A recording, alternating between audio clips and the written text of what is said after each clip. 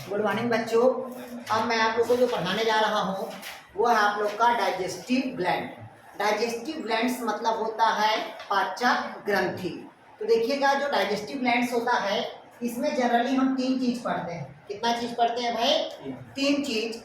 पहला होता है आपका सलाइवा ग्लैंड, और दूसरा होता है आपका लीवर, और तीसरा होता है आपका पैनक्रियास होगा।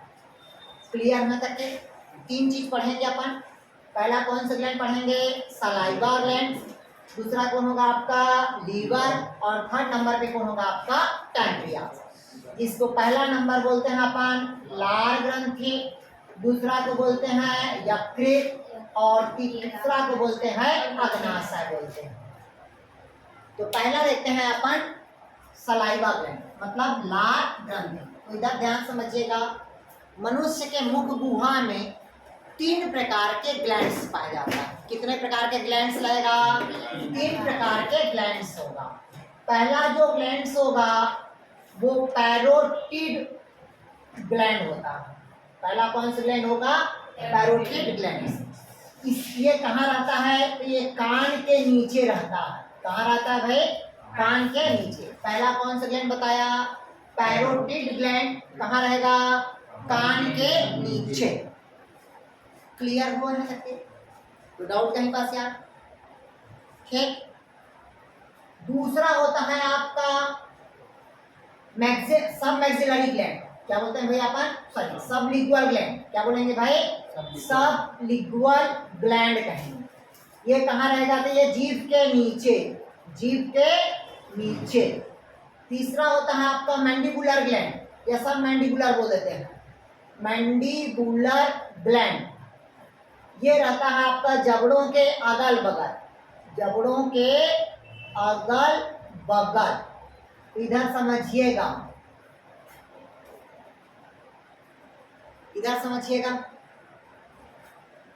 सलाइवा ग्लैंड कितने प्रकार का ग्लैंड्स पाया जाता है मुख में? तीन प्रकार के ग्रंथि होगा। पहला होगा पैरोटिड ग्लैंड कान के नीचे, दूसरा क्या होगा? सबलिंगुअल ग्लैंड जीभ के नीचे, दूसरा कौन होगा भाई आपका? मैंडिबुलर ग्लैंड मतलब जबड़ा के अगल बगल। अब ये जो तीनों होता है, इन तीनों में जो शांत ग्लैंड कहा जाता है, शांत ग्रंथि। जब कोई लड़की बहुत गुस्सा है या लड़का गुस्सा है तो कान के नीचे ऐसे 2-3 बार रगड़ दो, ठीक, शांत हो जाए। कितने भी गुस्सा रहे लड़की, ठीक, कान के नीचे रगड़ोगे तो ठीक हो जाए। क्योंकि आज भी जानवर को जब इंजेक्शन लगाया जाता है तो कान के नीचे ऐसे रगड़ दिया जाता है। क्लियर हुआ? तो तीन प्रकार के हुआ। अब तीनों प्रकार में से जो मुख्य ग्लैंड्स होता है, ये पैरोटिड ग्लैंड्स में एमाइलेज मिलेगा, दूसरा लाइसोजाइम मिलेगा। एमाइलेज और क्या मिलेगा? लाइसोजाइम। एंजाइम्स पाया जाता है, और इन तीनों एंजाइम को हम मतलब दोनों एंजाइम को एक साथ टाइलिन बोल देते हैं। कौन सा एंजाइम बोलते हैं? टाइलिन एंजाइम बोलते हैं। कौन सा एंजाइम कहते हैं भाई? Ptyalin enzyme. इसी कारण मुख गुहा पे स्टार्च को माल्टोज की उपस्थिति में, माल्टोज में क्या होता है? कन्वर्ट करता है। स्टार्च को माल्टोज की मतलब क्या होता है भाई? लाइसोजाइम एंजाइम की उपस्थिति में क्रिया करके माल्टोज में क्या करता है? कन्वर्ट करता है। ध्यान समझिएगा। लाइसोजाइम कहाँ है? तो मुख गुहा पे। इस कारण स्टार्च का पाचन कहाँ होगा? तो मुख गुहा पे। कौन सा एंजाइम की उपस्थिति में? तो लाइसोजाइम। क्लियर हुआ? अब कहता है इसी कारण देखिएगा जो टाइलिन एंजाइम होता है, कौन सा एंजाइम होता है? Ptyalin enzyme. मतलब जब दो मेल या फीमेल, ठीक, जब दोनों आपस में क्या करते हैं? किसिंग करते हैं, तो एक एंजाइम का क्या होता है? सिक्रेशन होता है, जिसको कहते हैं टाइलिन। दोनों का एंजाइम का सिक्रेशन होगा, जिससे शरीर की इम्यूनिटी स्ट्रांग होता है। क्लियर हुआ? आ गया समझ? इम्यूनिटी क्या होगा भाई? स्ट्रांग। इसी कारण मुख गुहा पे जो बैक्टीरिया वायरस होता है, जो इन्फेक्टेड होता है, उसको मारने के लिए हमारे ये जो टॉन्सिल होता है उससे निकलता है एंजाइम्स, जो फैगोसाइट्स का काम करता है, जो बैक्टीरिया वायरस को क्या करता है, मारने का काम करता है। आया समझ? तो राजा महाराजा लोग जो किसिंग करते थे वो ऐसे नहीं करते थे, ठीक। उससे इम्यून सिस्टम क्या करता था, बढ़ता था। और जो मुख गुहा में जो बैक्टीरिया वायरस होता है उसको नष्ट करने की क्या पाई जाती है, क्षमता पाई जाती है। क्लियर हुआ? आया समझ? क्लियर हुआ तक के? तो पहला हो गया क्या हमारा, सलाइवा ग्लैंड्स हुआ। मुख गुहा में पूछेगा स्टार्च का क्या होगा, पाचन होगा। मुख गुहा का जो पीएच होता है, क्या होता है भाई आपका, जो पीएच होगा वो 6 पॉइंट क्या होगा आपका, 5 होगा। मतलब हमेशा थोड़ा सा एसिडिक नेचर होता है। कैसा नेचर होता है, एसिडिक नेचर होगा। क्लियर हुआ है तक के? हाँ, लार का पीएच होता है। सर वो हिंदी में तीनों,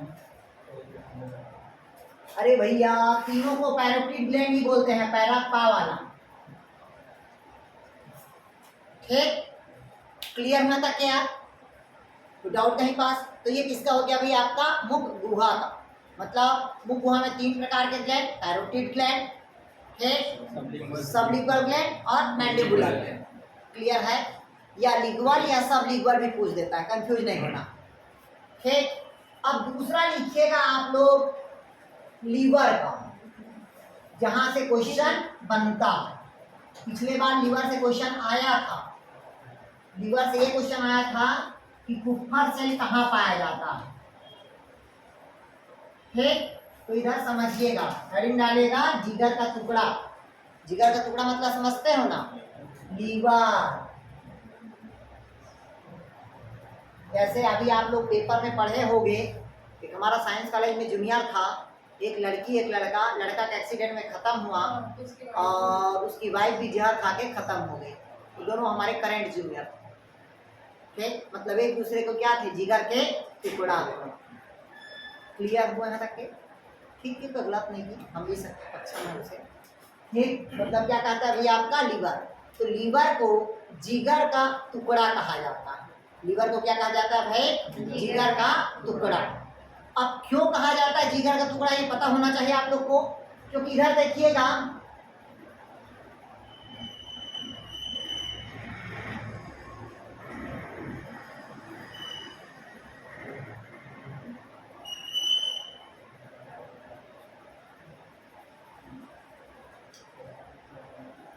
ये देखिएगा, ये हमारा लीवर है, ये हमारा क्या है, लीवर।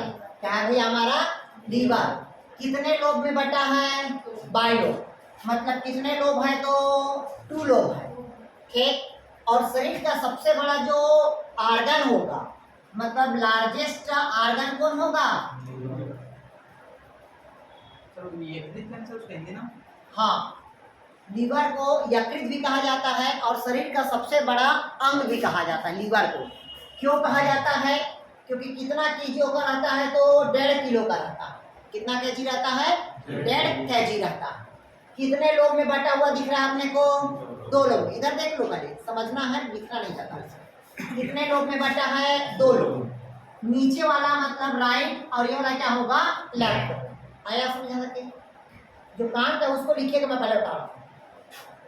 अब लीवर में जो काम का चीज है, पहला इसमें होता है रीजनरेशन पाया जाता है। पहला क्या होगा भाई आपका, रीजनरेशन। रीजनरेशन मतलब होता है पुनरुत्भवन होता है।